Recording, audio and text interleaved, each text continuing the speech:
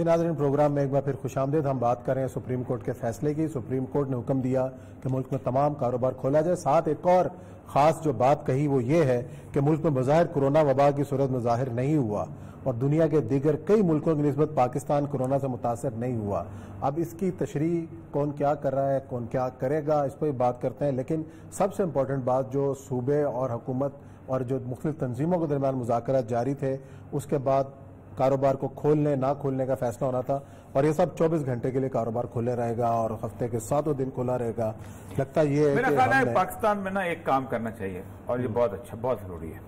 क्या? और वो ये है कि तमाम कारोबार जितने भी हैं वो खोल देने चाहिए, सब खोलना, और अस्पताल बंद कर देने चाहिए। अच्छा, हाँ, तो जरूरत नहीं है ना। सारे डॉक्टरों के मुंह पे लगाएं ताला, 2 लगाएं छेतर।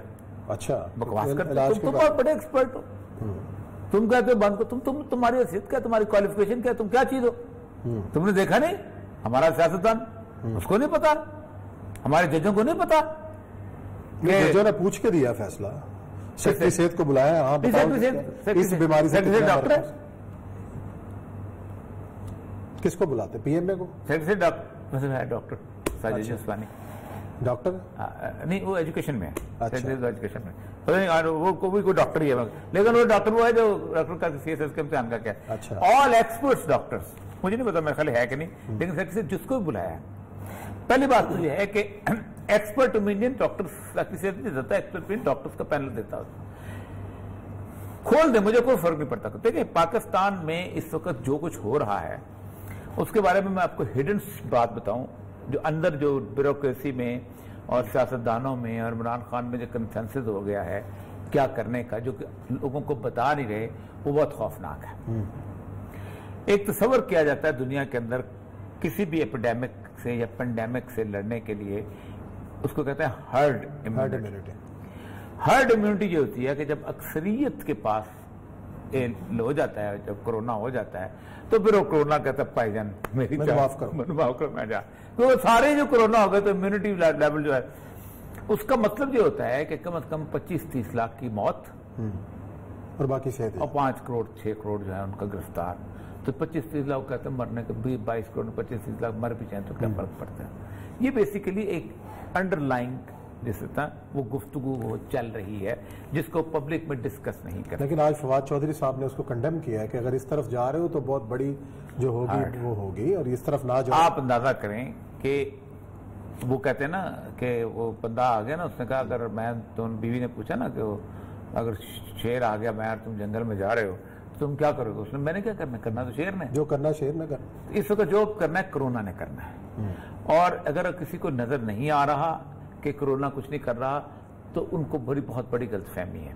उसकी वजह यह है कि दुनिया की कोई मुल्क ऐसा नहीं, कोई मुल्क, मैं बड़े सीरियसली कह रहा हूं, कि जो संजीदगी का मुजाहरा करना कर रहा हो साहब पाकिस्तान के। इंडिया वाले चीखते थे, लेकिन आप देखें इंडिया का करोड़ हमारी तरह है ना। इंडिया में गुर्बत नहीं है, इंडिया में गुर्बत हमारी तरह है, क्राउड भी हमारी तरह है। इंडिया ने किस पूरी तरह लॉकडाउन किया, ठीक कर लिया ना किसी न किसी हद तक। सड़कों पर डंडे मारे उतार के गाड़ियों से उतार। अच्छा, तो इटली ने शुरू में इसी तरह हमारी तरह बिहेव किया, सबको पता है, एक एक्सपीरियंस नजर आ रहा है सबको। और अगर आप ये समझते हो कि ये चीज जो है हमारे यहाँ अभी नहीं हुई और हमारे यहाँ नहीं होगी, तो उनको अंदाजा नहीं कि इसकी स्पीड बहुत तेज है। आज पहला दिन था और ये साहब लोग घंटों और आधा घंटे फंसे हैं ट्रैफिक के अंदर। हाँ, ऐसे लग रहा था जैसे कि जिंदगी चक्कर ही। ठीक है, ओके, कोरोना है, कारोबार होने दो, ये नोटों की बोरियां भरने दो इन लोगों को। मैं आपको एक बात बताऊं, अल्लाह मेरे मुंह में खाक कि कुछ खुदा ना खास्ता ऐसी बात ना हो जाए, ये रैपिड बहुत होता है। मैं और ये मकबूल जान, खुदा ना खास्ता अगर मुझे कोरोना हो गया और मुझे नहीं पता, तो मैं दिन में 100 के करीब लोगों को मिलूंगा। ये हुआ है आज मुजफ्फराबाद के अंदर, एक मेडिकल स्टोर का मालिक जो है उसके 20 अहले खाना और उसकी वजह से 200 लोग मुतासर हुए। आप मुझे ये बताएं कि जो भी है उसकी क्वारंटाइन में कोई मेडिकल बिल नहीं आएगा, उसकी कोई दवाई नहीं लगेगी, वो लगा होकर जब घर में पड़ जाएगा तो उसके घर के अंदर को खाने का मतलब इससे ज्यादा बेवकूफी की बात क्या हो सकती है इस मुल्क के सरबराह के अंदर बैठे हुए लोगों के अंदर, कि जो लोग खड़े होकर कहें कि हम भूख से लोगों को मरने नहीं देंगे। ओ भाई, भूख से मर कौन रहा है? जिस मुल्क के हुक्मरान जो है ये काउंट ही ना कर सकते हो कि पाकिस्तान के अंदर गला कितना है, पाकिस्तान के अंदर खुराक कितनी है, पाकिस्तान के अंदर रेगुलर फूड कितना है, पाकिस्तान के कितने लोग हैं कि जो भूख से मर सकते हैं, उनको हुक्मरानी का कोई हक नहीं है। देखिए इतनी बड़ी कंफ्यूजन में चल रही है। मैं आपको अल्लाह बख्शे, अल्लाह माफ करे, अल्लाह माफ करे, 3-4 चीजें ऐसी हैं जिसकी तरफ हुकूमत की कोई तवज्जो नहीं। एक और चीज मैं बताऊं आपको, बहुत सीरियसली है, कुछ चीजें अंडरलाइन होती हैं किसी हुकूमत के अंदर, और वो अंडरलाइन चीजें जो है वो जो बंदा एडमिनिस्ट्रेशन में होता है ना, वो उसकी तपश को महसूस कर रहा होता है कि ये लोग हैं। मतलब 2 ऐसे फैक्टर्स हैं कि जिसकी तपश को इस वक्त पाकिस्तान का हर डीसी और हर एसपी महसूस कर रहा है। वो तपश ये है कि आज तकरीबन 2-2.5 साल से पाकिस्तान के अंदर फिरका वाराना फसादात जो थे उसकी आग खत्म हो चुकी थी। शिया सुन्नी कत्लो गारत नहीं हो रहे थे। इसकी वजह से एक इक्वल रवैया जो था बिल्डअप हो गया था एडमिनिस्ट्रेशन के अंदर। हर एडमिनिस्ट्रेशन जो है उसके अंदर जो रिपोर्ट्स इस वक्त जा रही हैं कि एक गमो गुस्से की लहर जो है बिल्टअप हुई है, और अगर खुदा ना खास्ता कोई शिया सुन्नी कत्ल हुआ किसी वक्त इसको इनके अपने रवैयों की वजह से और इनकी अपनी बातों की वजह से, इनकी आवाम की गुफ्तगू सुन लें और उन लोगों की जो कंसर्न ग्रुप हैं, तो उसकी जिम्मेदारी खालिसतन इमरान खान पे होगी उस कत्ल की। एक और दूसरी चीज जो है जिस आग को ये लोग अभी तक समझ नहीं रहे, इनके वजीर ने बैठ के गुफ्तगू तो कर दी उसके मलक के प्रोग्राम में, समा टीवी वाले क्या नाम है, नदीम मलक के प्रोग्राम में ये तो कह दिया कि 5 और 6 वजीर जो हैं इन्होंने कादियानियों की सपोर्ट की थी। उस शिक की आग से मत खेलो। इमरान खान साहब अपनी सेकुलर लॉबी के तहत ये चीज मुशर्रफ ने शुरू की थी। इस मुशर्रफ की बात ने शुरू की थी तो इन्हें रसालत से खेलने के लिए, और शहरी रहमान को दी थी उचकल कि शहरी रहमान साहब आप बिल पेश करें, और साथ इन्होंने मसल की एक खेल खेलना शुरू किया था कि तालिबान सारे जो है ये हैं देवबंदी, हम बरेलियों को उठाते हैं उनके खिलाफ। मैं उन मीटिंग में मौजूद था और मैं उनको कहता था अल्लाह के बंदो ये मत करो, पहले तुम तालिबान को दहशतगर्द कह के मारते हो तो ये तो मसलक की लड़ाई शुरू हो जाएगी, तो मसला हो जाएगा तुम्हारा।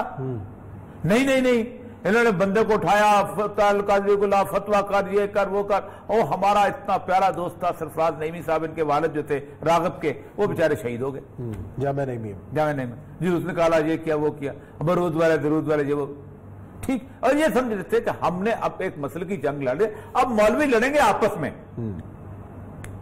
ठीक। अब बरेलवियों ने किसको तोहफा दिया, क्या तोहफा दिया बरेलवियों ने? मुमताज कादरी।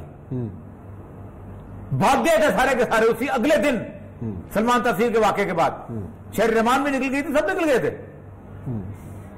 और संभालते हैं इसको। फिर तुम लोगों की तमाशबीनियों को ऐसे ये हुआ। अब मिर्जा मसरूर अहमद वहां खड़े होकर बातें करता है कि हम इस आइन को बदलने वाले हैं, बदल देंगे, और ये वो। कोई खड़े होकर तरदीद तो करो, नशरियात आ रही है उनके टीवी की, तरदीद तो करो कि पाकिस्तान के आइन के अंदर कादियानियत की शिक कोई खत्म नहीं कर सकता। इमरान खान को खड़े होकर तरदीद करनी चाहिए। और मैं समझता हूं कि इमरान खान को कुछ नहीं पता होगा, मैं आज भी समझता हूं कि इमरान खान को कुछ भी नहीं पता होगा, बिल्कुल अंदाजा नहीं होगा कि नीचे क्या आग से खेली जा रही।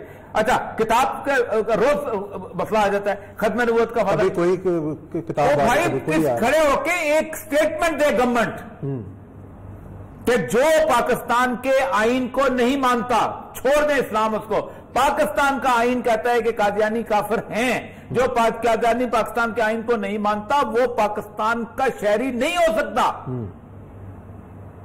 सिंपल सी बात है। आप उनको लेके आए, अच्छा कादियानी ने मुंह के ऊपर थप्पड़ मारा, उसने कहा हम नहीं आते तुम्हारे इसके अंदर कमीशन के अंदर, हम पाकिस्तान के आइन को नहीं मानता तो तुम हमें कमीशन में ले रहे हो। हम तो चाहते हैं आइन के जो बंदे खड़े होकर कहते हैं कि अगर, यानी मिर्जा ताहिर और रिकॉर्ड है कि अगर ये आइन न गया तो फिर ये आइन मुल्क को ले जाएगा। इससे ज्यादा गद्दारी की स्टेटमेंट और क्या हो सकती है? अब मतलब यह है कि ये स्टेटमेंट कुलभूषण यादव दे देता, स्टेटमेंट गद्दारी की आती है। मत करो बाकी चीज को, या तो फिर इतनी जरूरतमंद हो, शेर के बच्चे हो तो आइन बदल के दिखाओ। हाँ, आपको पता है आग से खेलने वाली बात है। और वो पीपल पार्टी के बराबर जिसके नाने ने ये आइन की तरमीम की थी, बाकियों ने की थी, वो नहीं। तो असल मसला यह है कि इस वक्त मैं इस बात से एक छुपा हुआ ढका हुआ मसला था। आवाम खुश थे, जो था तुम भी खुश थे, सब उसको बाकायदा उंगली दे के छेड़ने वाले आपके वजीर, कभी ये कभी वो।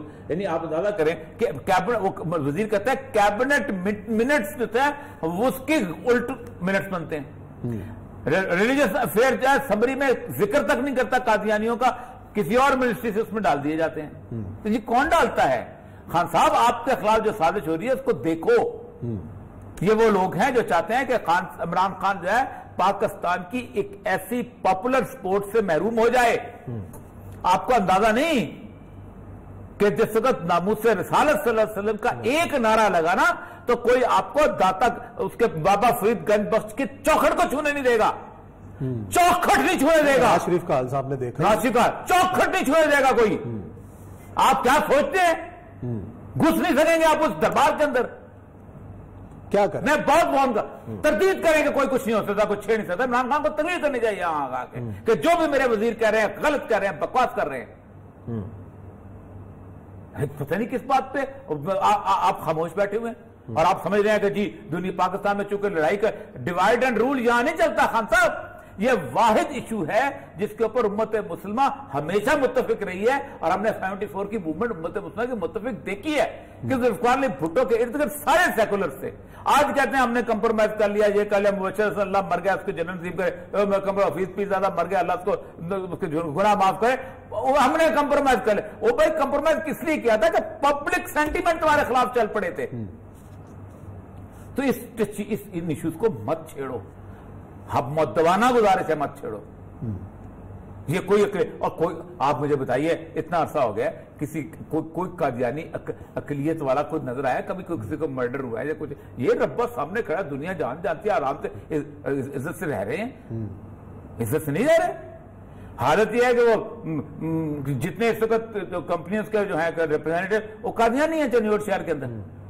मैं बड़ी बड़ी कंपनियों का नाम ले सकता हूं, वो कारोबार कर रहे हैं, जमीनें खरीद रहे हैं, स्कूल उनके चल रहे हैं, कॉलेज उनके चल रहे हैं। कौन सी अकलियत है भाई? अकलियत तो आप मुसलमानों को बनाने जा रहे लगता है। तो एक बात यह है कि एक एजुकेशन के अंदर भी ये आपके अंदर जो घुस बैठिए चले आगे हुए हैं, इनको ठीक करो। ये एक तो ये मैंने बताना था कि ये बहुत जरूरी है, इंपॉर्टेंट चीज है। दूसरी ये बताना था कि इस कोरोना के बारे में भी जो लोग आपको ये मशवरा दे रहे हैं कि ये हर्ड इम्यूनिटी चलेगी और आप दुनिया को खोल दो, अभी कुछ नहीं हुआ, ये देखा जाएगा, हम गरबत से मर जाएंगे, वो आपको बड़ा गलत मशवरा दे रहे हैं। इसलिए कि इसका कुछ पता नहीं, इसकी स्पीड का कुछ पता नहीं, पेंडेमिक की स्पीड का कुछ पता नहीं चलता। और सिंपल सी बात बताऊं आपको, एक मोहल्ले में एक आदमी जो है वो आ गया, और आपकी सियासत जो है ना एक गांव की सियासत नहीं है, ये शहर की सियासत। गांव में आज भी लोगों को नहीं पता कोरोना आया है कि नहीं आया। अच्छा, ये तो खान साहब वाली पॉलिसी ना, लेकिन अवाम तो इसको समझने के लिए तैयार नहीं है। नहीं समझेगा नहीं, अवाम तो खुद कह रहे हैं खोलो भाई। मैं इसलिए कह रहा हूं कि आपने अवाम को 15 दिन 20 दिन बताया होता कि खतरनाक चीज क्या है, तो अवाम रुक जाते। वो जो बेचारे थोड़े से, और सबसे बड़ी बात यह है कि असल मसला यह है कि क्यों हमारे यहाँ नहीं हुआ। सबसे बड़ी बात यह है कि वाकई यूरोप के अंदर वो जो लोग थे उनकी एज ग्रुप का मसला था। हमारे यहाँ थोड़ी सी इम्यूनिटी होती है, नौजवान ज्यादा होते हैं। तो क्या आप चाहते हो कि पाकिस्तान का नौजवान मर रहे हैं? नौजवान मर रहे हैं, 24-25 साल के नौजवान। दूसरी बात यह है कि 600-700 बंदा आपका डॉक्टर जो है कोरोना। सिंपल सी बात है, आप जो इंग्लैंड ने कहा है उसने, और अमेरिका ने 2 चीजें कही हैं। उसने कहा कि हम लोगों को खाना तो दे सकते हैं, but we can not foot the health bill. Khan साहब, सोने की कानें लगी हुई है पाकिस्तान में कि हेल्थ बिल आपको अफोर्ड करोगे? एक आदमी जो कि कर्जा लेके 5,000 रुपया कर्जा लेके महीने का गुजारा कर लेगा कि मैं उतार दूंगा, लेकिन जब वो कोरोना का मरीज हुआ तो 5,000 का तो उसको वेंटिलेटर नहीं मिलना 4 घंटे के लिए।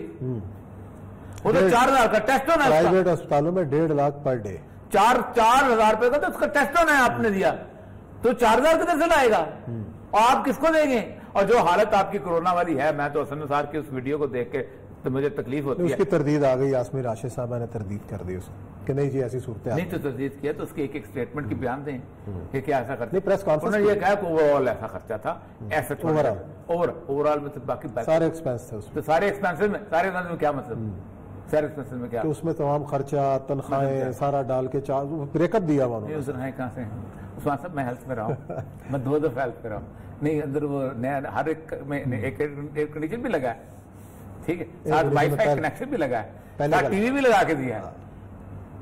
उस्मान साहब मतलब उस पूरे के पूरे जो क्वारंटीन के अंदर कोई ऐसी चीज नहीं है।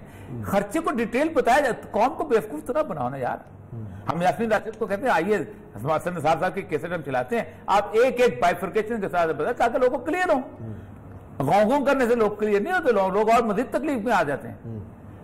मतलब यह है कि कहीं ना कहीं कुछ चीजें ऐसी हैं जो इमरान खान साहब जो को हैं जिनको समझ नहीं आ रही, और इमरान खान साहब की उस मोहर पे वो दस्तखत करते जा रहे हैं, जो मोहर जो है वो अवाम की जो है। लेकिन वो तो दस्तखत कर रहे हैं, लेकिन अवाम उनके इकदाम से खुश नजर आ रहे हैं कि जी खान साहब ने बड़ा काम पाया। अच्छा, ओह चलो कि जी लॉकडाउन खुल गया, वो तो इस चीज के इंतजार में। अच्छी बात, चलिए अल्लाह करे ये कामयाब हो। यहाँ ब्रेक लेते हैं, ब्रेक के बाद आएंगे और जिक्र करेंगे मिशन निसार।